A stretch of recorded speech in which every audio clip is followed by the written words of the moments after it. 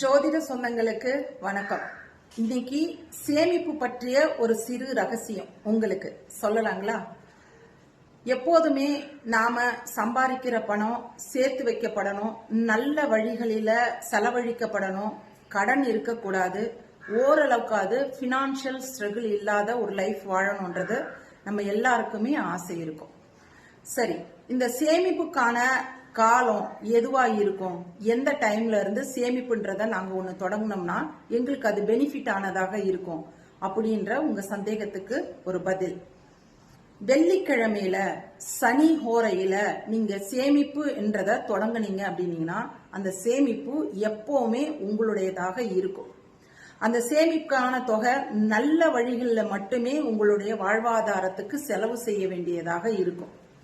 வெள்ளிக்கிழமையில சனி ஹோரை எப்போ அப்படின்னு கேட்டீங்கன்னா 9 மணியிலிருந்து, அதாவது காலை 9 மணியிலிருந்து 10 மணி வரைக்கும், சரியா 9 மணியிலிருந்து 9:12 வரைக்கும் இருக்கக்கூடிய அந்த நிமிஷ காலங்கள் மிக முக்கியத்துவம் வாய்ந்தது. இப்போ 9 மணி 12 நிமிடத்துக்குள்ளார நான் முதல்ல சேமிப்ப தொடங்குறேன், இந்த பினான்ஸ்ல நான் கட்டுறேன், ஐ மீன் ஒரு சீட்டு போடுறேன், ஒரு வண்டிக்காக அட்வான்ஸ் பண்றேன், ஒரு படிப்புக்காக அப்ளிகேஷன் போடுறோம், ஸோ எதுவா இருந்தாலும் அந்த 9 மணி 12 நிமிடங்களுக்குள்ளார நீங்க செய்யற நல்ல சேமிப்புக்குண்டான எல்லா விஷயங்களும் ஒரு பெரிய பெனிஃபிட்டா உங்க லைஃப்ல நிச்சயமாக கொடுக்கும். வெள்ளிக்கிழமையில சனி ஓர ஏன் அவ்வளோ ஸ்பெஷலானது அப்படின்னு கேட்டீங்கன்னா, சுக்கிரனுடைய கிழமை வெள்ளி இல்லைங்களா? சோ பினான்சியல் கிரகம் சுக்கிர பகவான். சோ அந்த காரியத்தை நம்மளுக்கு சக்சஸ்ஃபுல்லா கொடுக்கிறவர் யாரு அப்படின்னு கேட்டீங்கன்னா கர்மகாரகனான சனீஸ்வர பகவான் தான்.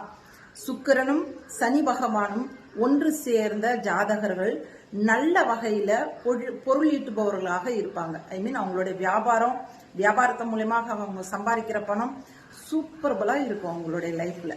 சோ நீங்க சேமிப்பு முதல்ல தொடங்கணும் அப்படின்னு நினைச்சிட்டு இருந்தீங்கன்னா வெள்ளிக்கிழமையில சனி ஹோரைன்னு சொல்லப்படக்கூடிய 9 to 10 அதிமுக்கியத்துவம் வாய்ந்தது 9 மணியிலிருந்து 9:12 நிமிடங்களுக்குள்ளார நீங்க சேமிப்பை தாராளமாக தொடங்கலாம். இன்னைக்கு நீங்க அதுக்கான விஷயங்களை தயாராயிடுங்க.